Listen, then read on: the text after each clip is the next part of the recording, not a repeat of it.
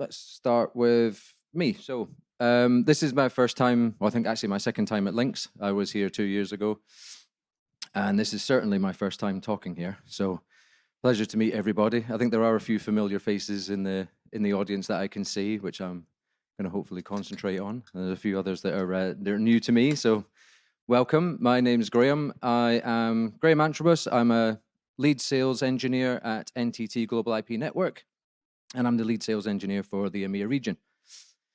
Let's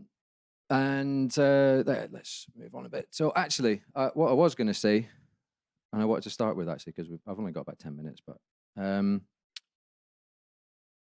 do I go to the next slide? So next slide. All right, next slide.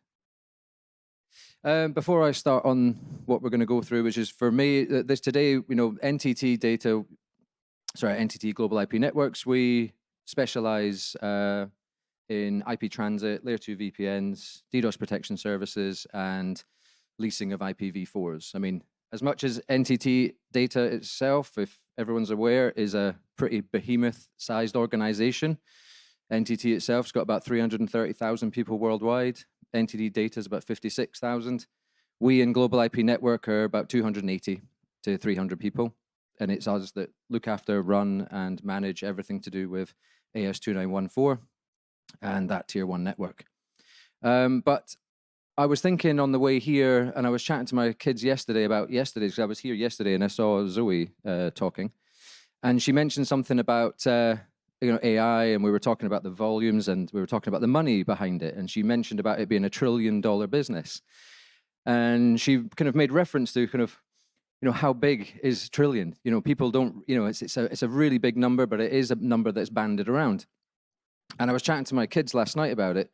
And because I've got a 7-year-old, 10-year-old, and a 13-year-old, and my 10-year-old really thinks $1 billion is just something that we all have.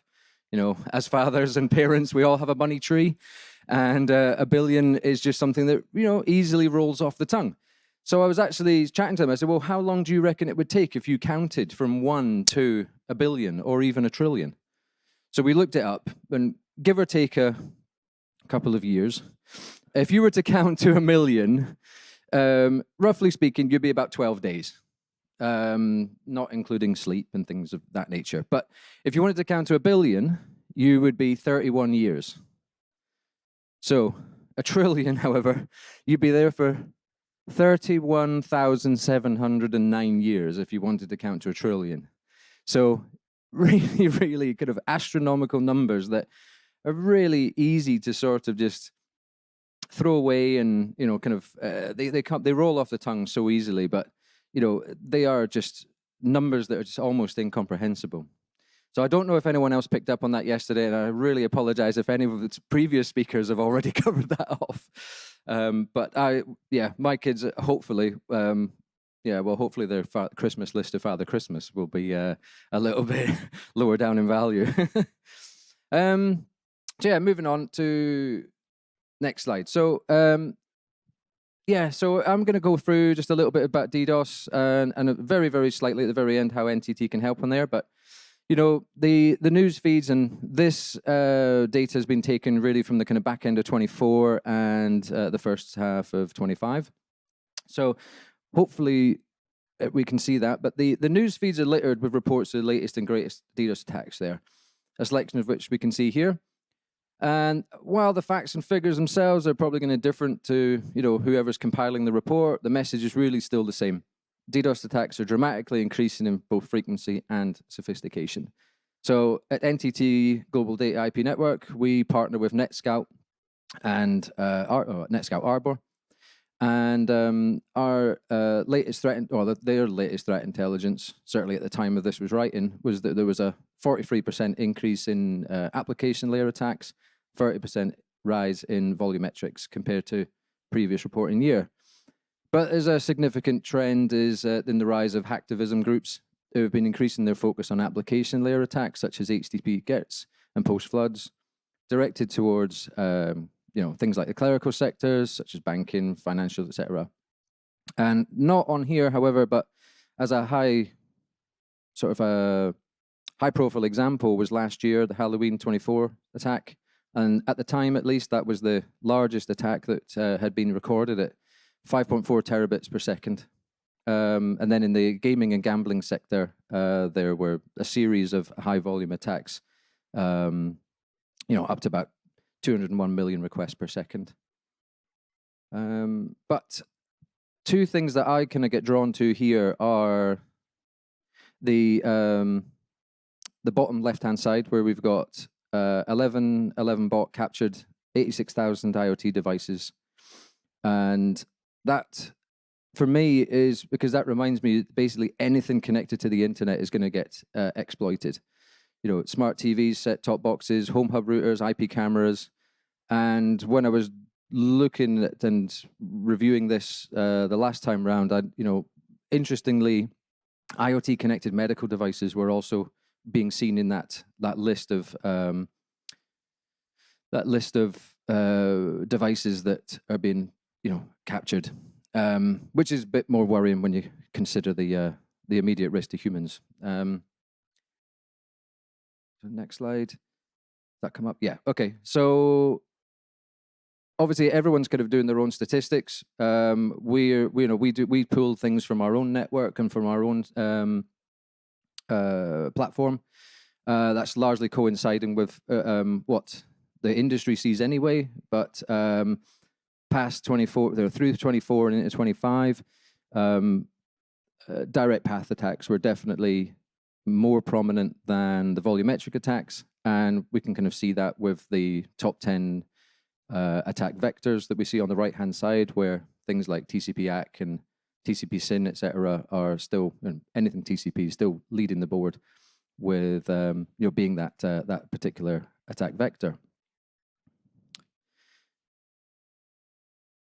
Looking at kind of durations, so it's still the same thing. Well, it's still largely the same. The numbers change a little bit, but broadly speaking, I mean, at last count, it was 88% of attacks were essentially 30 to 60 minutes or less, and certainly, the vast majority are between the 15 minutes and less. So if people are, using manual methods to, mitigate and protect themselves, you're putting yourself into a position where you're going to have to be exposed for a little bit longer before you can protect yourself. So applying automation anywhere you can is super important. At NTT, we very heavily leverage the automated features of the Arbor NetScout platform. We typically see anywhere around about 99%, 98% of our mitigations that we do on a daily basis are handled automatically, which leaves our network security team, who are immediately available for clients, to help and deal with the more severe cases.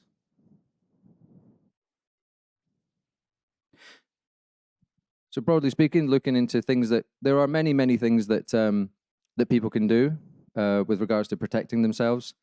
Things like the broad brush strategies such as triggered black holing, remotely triggered black holing, and certainly global are okay to start with. There's more people, certainly NTT and others are providing selective remotely triggered black hole, where you can be a little bit more targeted with your remotely triggered black holing, and if you've got traffic that is ordinarily sourced from inside your region or country that you would generally deem to be legitimate, and you see a great deal of illegitimate traffic from being sourced from outside that region, then you can apply a black hole to the traffic that is the traffic that is mostly going to be the illegitimate stuff. You are, of course, going to capture some legitimate traffic, but that is going to help you to reduce that volume. Secure net IPs, that's something that many providers are offering, where the point-to-point BGP peers can have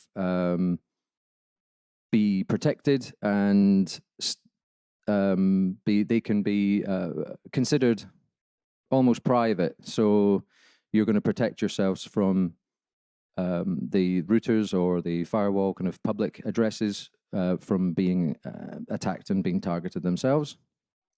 Access control lists, definitely another, moving down the scale of things that you can do. Very good for when you have a particular type of traffic that you may be seeing that could be used as an attack vector, like DNS queries that you absolutely know shouldn't be coming from the internet. Access control lists are a very good way of blocking some of that vectors and that type of traffic to protect yourself. And then the full-on intelligent mitigation or scrubbing. Very, very good for making sure that you can separate good from bad and continuing service, whereas the others have a tendency to potentially impact legitimate services.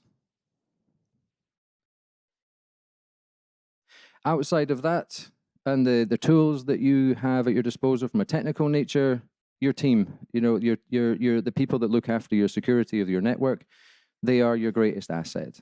Developing a team and a process that responds to the security incidents is super important.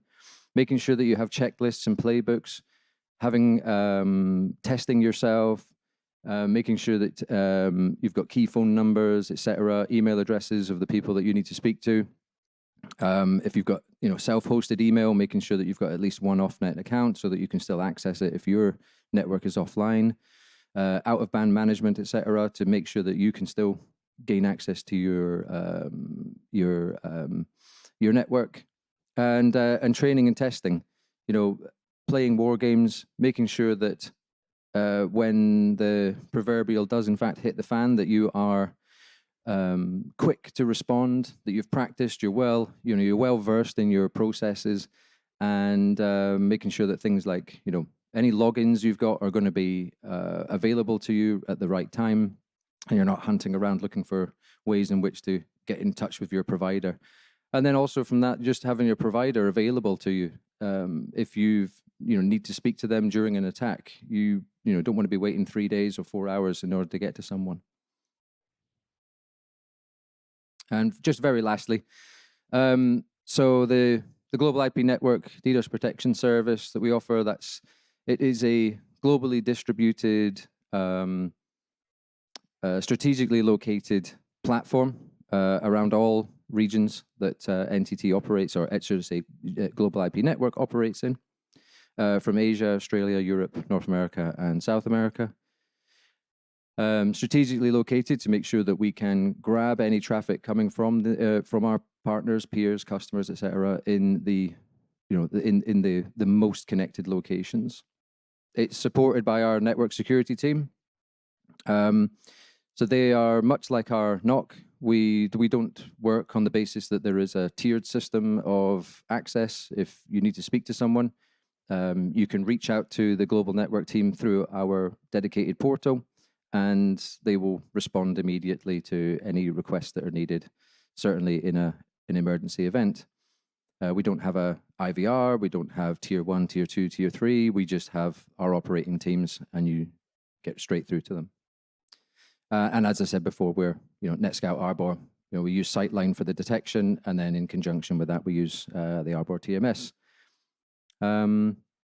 Yeah, I'm going to be here for the next few hours, so if anyone has any queries, questions, complaints, keep them to yourself. But no, if anyone wants to speak to me, I'll be at the back of the room on the outside at the NTT stand. So thank you very much.